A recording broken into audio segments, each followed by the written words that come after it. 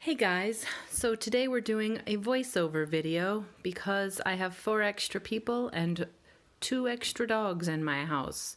No way are we going to have a civilized filming session. This morning I am making my kiddos' favorite breakfast, French toast casserole. I started out making this to help me use up unwanted buns and leftover eggs. I don't know if it's my Midwest upbringing or maybe it's just my military mom on a budget life that taught me how to change just about everything I come across into a casserole. I love French toast, but I do not like standing in front of the oven cooking one piece at a time. So what you're going to need is a whole bunch of bread that you're going to cut up into cubes. Like I said, we used to just take leftover buns, throw them in the freezer, and when we got a good amount, we would just make the casserole. Unfortunately, I didn't have very many leftover buns, so I went out and bought a loaf of Texas toast for some filler. So just cut that into a bunch of little cubes, and then you can move on to your next step. The next step is you have to make up your egg mixture. And when you have a lot of eggs to beat up, instead of doing them by hand, I like to put them in the blender.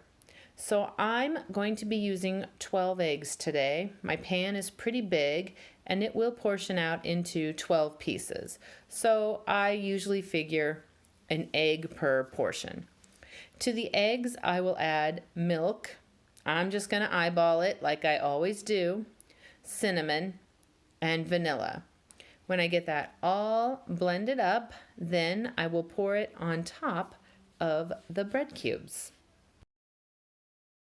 Once the egg mixture is all blended thoroughly, then you pour it on top of your bread. And then you have to mix it in so that all of your bread gets moistened by that mixture. So it's not really so much of a stir, but kind of a pressing together motion, making sure that every piece is going to have that egg mixture incorporated into it. Now I have my big old stoneware pan and I have cut out 1 stick of butter and portioned it on the bottom. And I will take the bread and egg mixture and spread it around into the pan evenly. My oven is set at 425 degrees. So I'm going to cover this with some tin foil. I spray the tin foil because sometimes that bread rises up and I don't want it to stick. I'll cook it at that 425 degrees for about 20 minutes. At the 20-minute mark, I'm going to give it a check. I see that the butter is bubbling, but it's still largely uncooked. So I'm going to leave the tin foil off and see if I can't hurry up that process just a little bit.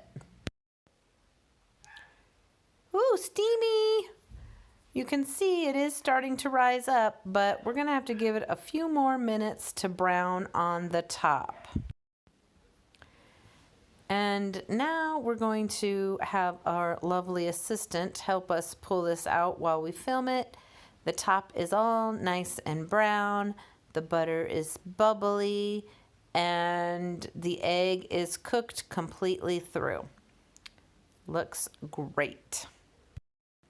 And now we just get out the fancy china, drizzle it with maple syrup, and enjoy.